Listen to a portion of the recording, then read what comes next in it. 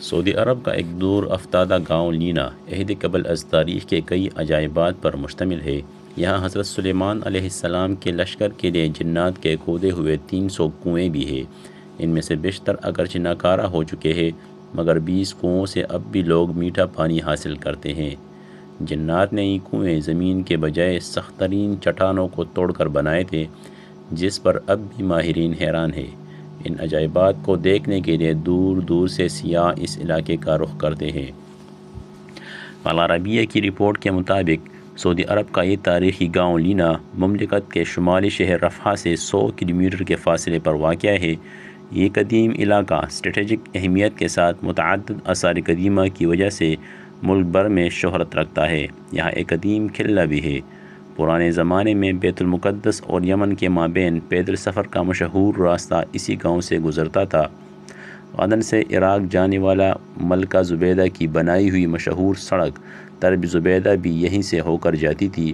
اب بھی سیر و تفریح کے شائقین بڑی تعداد میں اس علاقے کا رخ کرتے ہیں۔ سعودی محقق حمد الجاسر کا کہنا ہے کہ یہ قدیم گاؤں میں حضرت سلیمان علیہ السلام کا لشکر بھی اترا تھا۔ سلیمان علیہ السلام جب اپنا لشکر لے کر یمن جا رہے تھے تو یہاں ٹھہرے تھے۔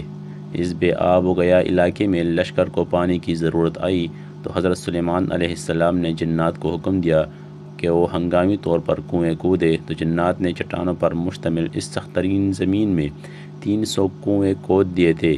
یہ انتہائی گہرے کنویں اب بھی اصلی حالت پر موجود ہیں، جنہیں زمین پر اب بھی اپنا وجود رکھنے والا معجزہ قرار دیا جاتا ہے۔ جنات نے چٹانوں کو کاٹنے کے لیے ڈرل مشین کی طرح کوئی آلہ استعمال کیا تھا، جس کے نشانات اب بھی کنویں کے چاروں اطراف واضح طور پر دیکھے جا سکتے ہیں۔ ماہرین اس پر تحقیق کر رہے ہیں کہ جنات نے آخر کس طرح ان سخت ترین چٹانوں کو 60 سے 80 میٹر گہرائی تک کاٹا تھا، اور انہوں نے کون سے آلات کی مدد حاصل کی تھی۔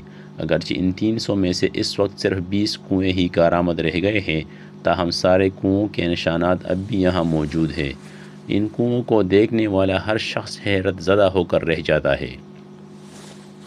تاریخی روایات کے مطابق جب حضرت سلیمان علیہ السلام اپنے لہو لاؤ لشکر سمیت یمن جا رہے تھے تو وہ یہاں دوپہر کے کھانے کے لیے اترے تھے۔ لشکر میں جنات کی بھی شامل تھے۔ جب لوگ پیاسے ہوئے تو حضرت سلیمان علیہ السلام نے جنات کے کمانڈر سبتر کی طرف دیکھا تو وہ ہنس رہا تھا۔ حضرت سلیمان علیہ السلام نے اس سے ہنسنے کی وجہ پوچھی تو اس نے کہا کہ آپ لوگ پیاس سے تڑپ رہے ہیں، مگر میٹھا پانی آپ کے قدموں کے نیچے ہی ہے۔ حضرت سلیمان علیہ السلام نے سبتر کو پانی نکالنے کا حکم دیا تو تھوڑی دیر میں اس نے اپنے ساتھیوں کی مدد سے 300 کنویں کھود دیے، اور سیدنا سلیمان علیہ السلام کا پورا لشکر سیراب ہو گیا۔ معروف مورخ یاقوت حموی کے دور تک یہ سارے کنویں میٹھے پانی سے لباب بھرے ہوئے تھے۔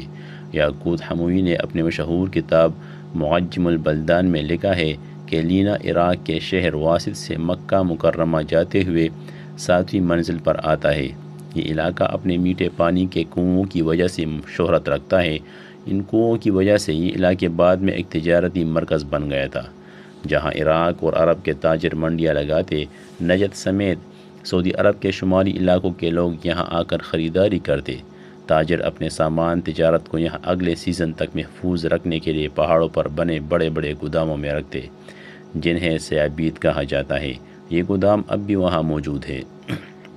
علاوہ ازیں یہ مختلف آثار قدیمہ کی وجہ سے بھی شہرت رکھتا ہے۔ سعودی حکومت نے یہاں ایک شاہی قلعہ بھی تعمیر کرایا ہے۔ 1354 ہجری میں تعمیر ہونے والے اس قلعے کو گارے پتھروں اور لکڑیوں سے بنایا گیا ہے۔ واضح رہے کہ حضرت سلیمان علیہ السلام کو حق تعالی نے جنات پر بھی حکومت دی تھی۔ جنات نے ان کے حکم سے بیت المقدس کی تعمیر میں حصہ لیا تھا۔ وہ دور دراز سے پتھر اور سمندر سے موتی نکال کر لاتے تھے۔ ان کی تعمیر کردہ عمارتیں اب بھی موجود ہیں۔